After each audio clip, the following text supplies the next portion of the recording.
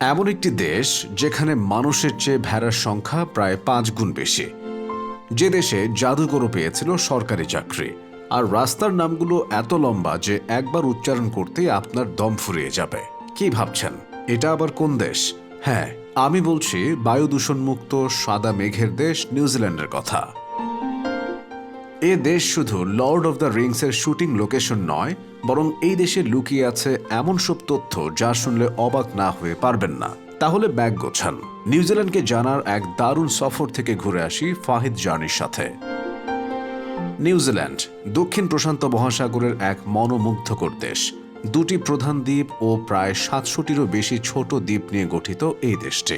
দেশটির প্রধান শহরগুলোর মধ্যে রয়েছে ওয়েলিংটন, যেটি নিউজিল্যান্ডের রাজধানী, এবং অকল্যান্ড হল দেশটির মধ্যে সবচেয়ে বড় শহর।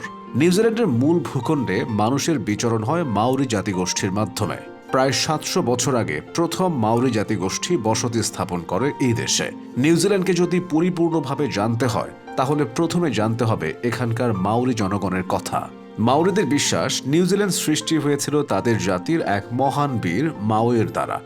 বর্তমানে নিউজিল্যান্ডের সরকারি ভাষা ইংরেজি হলেও প্রাচীন সংস্কৃতি মাউরি ভাষা যেন বিলুপ্ত না হয়ে যায়, তাই মাউরি ভাষাকেও সরকার প্রচার করছে। এছাড়াও শত্রুদের ভয় দেখানোর জন্য তাদের বিখ্যাত হাকা যুদ্ধ নাচ আজও নিউজিল্যান্ডের পরিচয়ের এক গুরুত্বপূর্ণ অংশ। তবে মাউরি জাতিগোষ্ঠীর পর ইউরোপীয়রা যখন নিউজিল্যান্ডের মাটিতে পা রাখে, তখন থেকে এই দেশ আরও বৈচিত্র্যময় হয়ে ওঠে। নিউজিল্যান্ড শুধু ইতিহাসের জন্য বিখ্যাত নয়, এটি বিশ্বের অন্যতম অদ্ভুত কিছু ঘটনারও কেন্দ্রস্থল। চলুন এবার জেনে আসি দেশটির কিছু অবাক করা ও অবিশ্বাস্য তথ্য। নিউজিল্যান্ডে ভেড়ার সংখ্যা প্রায় 25 মিলিয়ন, যেখানে সেদেশে মানুষের সংখ্যা মাত্র 5 মিলিয়নের কাছাকাছি। তাই যদি ভেড়ারা কোনোদিন বিদ্রোহ ঘোষণা করে, তাহলে মানুষদের পালিয়ে বাঁচতে হবে। বিশ্বাস করুন বা না করুন, নিউজিল্যান্ড সরকার 1990 সালে দ্য উইজার্ড অব নিউজিল্যান্ড নামের একজন ব্যক্তিকে সরকারি জাদুকর হিসেবে নিয়োগ দেয়। ক্রাইস্টচার্চ শহরে তিনি স্ট্রিট পারফরমেন্স করতেন এবং সরকার তাকে বিশেষ ভূমিকায় নিযুক্ত করেছিলেন।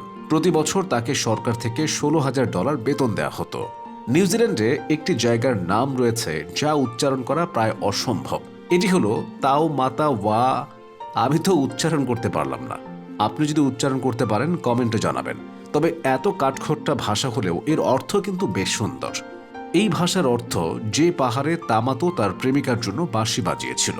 এখানেই শেষ নয়, আরও অবাক করার মতো বিষয় হলো নিউজিল্যান্ডে প্রাকৃতিকভাবে জন্মানো কোনো সাপ নেই। যদিও এটি খুব বিরল ঘটনা, কারণ পৃথিবীর বেশিরভাগ দেশে সাপের অস্তিত্ব রয়েছে। তবে সত্যি নিউজিল্যান্ড একটি সাপমুক্ত দেশ। সাপের সাথে সাথে দুর্নীতিমুক্ত দেশও বলা যায় নিউজিল্যান্ডকে, কারণ বিশ্বের দুর্নীতিপূর্ণ দেশের তালিকায় নিউজিল্যান্ড সবার শেষে।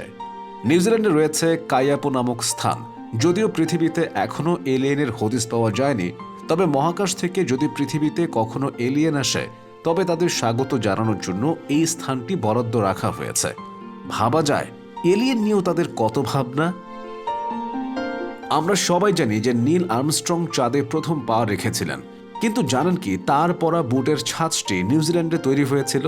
চন্দ্রাভিযানের সময় নাসার ব্যবহৃত বুট সোল নিউজিল্যান্ডের একটি কোম্পানি ডিজাইন করেছিল। এছাড়াও রয়েছে সবুজ ঝিনুক, যা নিউজিল্যান্ডের একটি বিশেষত্ব, কারণ পৃথিবীর আর অন্য কোথাও এই সবুজ ঝিনুকের দেখা পাওয়া যায় না। সমুদ্র কন্যার দেশ নিউজিল্যান্ড শান্তিপূর্ণ দেশগুলোর মধ্যে শীর্ষস্থানীয়। এখানে কোনো মারাত্মক যুদ্ধ বা বড় ধরনের দাঙ্গা হয়নি, এবং আইন শৃঙ্খলার দিক থেকে দেশটি খুবই নিরাপদ।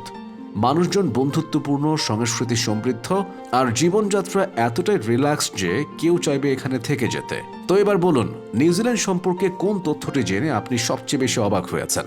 আর ভিডিওটি ভালো লাগলে আমাদের চ্যানেলটি সাবস্ক্রাইব করে পাশে থাকার অনুরোধ রইল।